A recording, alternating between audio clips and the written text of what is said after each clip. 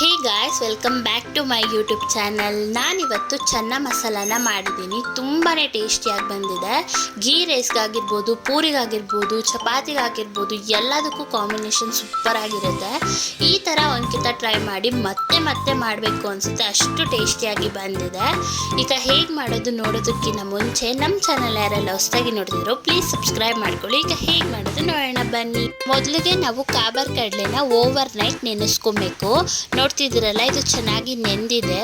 ಈ ಥರ ಇದ್ದಿದ್ದ ಕಾಳುಗಳು ಈ ಥರ ದಪ್ಪ ಆಗಿದ್ದಾವೆ. ಈ ಥರ ಆಗಿದ್ರೆ ಸಾಕು. ಈಗ ಇದನ್ನ 2ರಿಂದ 3 ಕಿತ ಚೆನ್ನಾಗಿ ವಾಶ್ ಮಾಡ್ಕೊಂಡು ಬನ್ನಿ. ನೋಡಿ, ಈಗ ಇದನ್ನ 2ರಿಂದ 3 ಕಿತ ವಾಶ್ ಮಾಡ್ಕೊಂಡು ಬಂದಿದ್ದೀನಿ.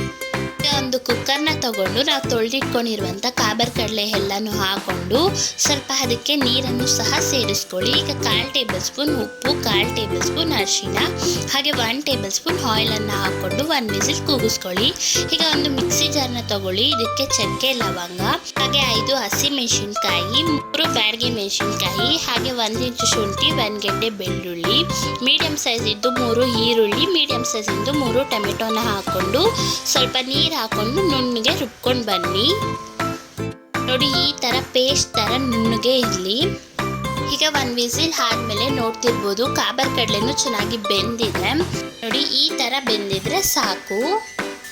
ಈಗ ಒಂದು ಪ್ಯಾನ್ಗೆ 3 ಟೇಬಲ್ ಸ್ಪೂನ್ ಆಯಿಲ್ ಹಾಗೆ 1 ಟೇಬಲ್ ಸ್ಪೂನ್ ಬೆಣ್ಣೆನ ಹಾಕೊಳ್ಳಿ. ನಿಮ್ಮ ಹತ್ರ ಬೆಣ್ಣೆ ಇಲ್ಲ ಅಂದರೆ ತುಪ್ಪ ಆದರೂ ಹಾಕೊಬೋದು, ಅವೆರಡಿಲ್ಲ ಅಂದರೂ ಸ್ಕಿಪ್ ಮಾಡ್ಕೊಬೋದು. ಎಣ್ಣೆ ಬೆಣ್ಣೆ ಕಾದಿದ ನಂತರ ಅರ್ಧ ಟೇಬಲ್ ಸ್ಪೂನ್ ಸಾಸಿವೆ ಹಾಗೆ ಕರಿಬೇವಿನ ಸೊಪ್ಪು, 2 ಬ್ಯಾಡಗಿ ಮೆಣಸಿನ್ಕಾಯಿನೂ ಹಾಕೊಳ್ಳಿ. ಮೀಡಿಯಂ ಸೈಜಿಂದು 3 ಈರುಳ್ಳಿನ ಹಾಕ್ಕೊಂಡು ಚೆನ್ನಾಗಿ ಬ್ರೌನ್ ಶೇಡ್ ಬರೋ ಹಾಗೆ ಫ್ರೈ ಮಾಡ್ಕೊಳ್ಳಿ. ನೋಡ್ತಿರ್ಬೋದು ಈರುಳ್ಳಿನೂ ಸಹ ಚೆನ್ನಾಗಿ ಫ್ರೈ ಆಗಿದೆ. ಈಗ ನಾವು ಆಗಲೇ ಕಾಬರ್ ಕಡಲೆನ ಬೇಯಿಸಿಟ್ಕೊಂಡಿದ್ವಲ್ಲ, ಅದರಲ್ಲಿರೋ ನೀರೆಲ್ಲ ತೆಗೆದುಬಿಟ್ಟು ಕಾಬರ್ ಕಡಲೆ ಮಾತ್ರ ಹಾಕೊಳ್ಳಿ. ಇದನ್ನ ಎಣ್ಣೆಯಲ್ಲೇನೆ 1 ನಿಮಿಷ ಫ್ರೈ ಮಾಡ್ಕೊಳ್ಳಿ.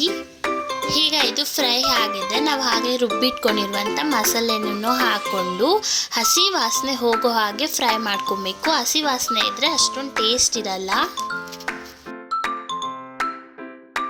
ಈಗ ನೋಡಿ, ಹಸಿ ವಾಸನೆ ಎಲ್ಲ ಹೋಗಿದೆ, ಕಲರ್ ಸಹ ಚೇಂಜ್ ಆಗಿದೆ. ಈಗ ಮಸಾಲೆನ ಹಾಕೊಳ್ಳೋಣ. 1 table spoon Kashmiri chilli powder, ಅರ್ಧ ಟೇಬಲ್ ಸ್ಪೂನ್ ಅರಿಶಿನ, ಹಾಗೆ 1 ಟೇಬಲ್ ಸ್ಪೂನ್ ಧನಿಯಾ powder, 1 table spoon garam masala, 2 table spoon ಚೆನ್ನ ಮಸಾಲ, ರುಚಿಗೆ ತಕ್ಕಷ್ಟು ಉಪ್ಪನ್ನು ಹಾಕ್ಕೊಂಡು ಒಂದು 5 ಮಿನಿಟ್ಸ್ ಮಿಕ್ಸ್ ಮಾಡ್ಕೊಳ್ಳಿ.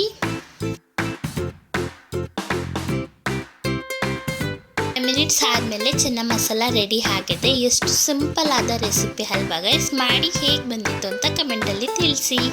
ಓಕೆ ಗೈಸ್, ಇಲ್ಲಿವರೆಗೂ ನನ್ನ ಒಂದು ವಿಡಿಯೋನ ನೋಡಿದ್ದಕ್ಕೆ ತುಂಬಾ ಧನ್ಯವಾದಗಳು.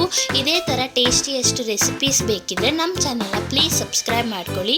ಹಾಗೆ ಒಂದು ವಿಡಿಯೋ ಇಷ್ಟ ಆಗಿದ್ರೆ ಪ್ಲೀಸ್ ಲೈಕ್ ಮಾಡಿ. Thank you for watching.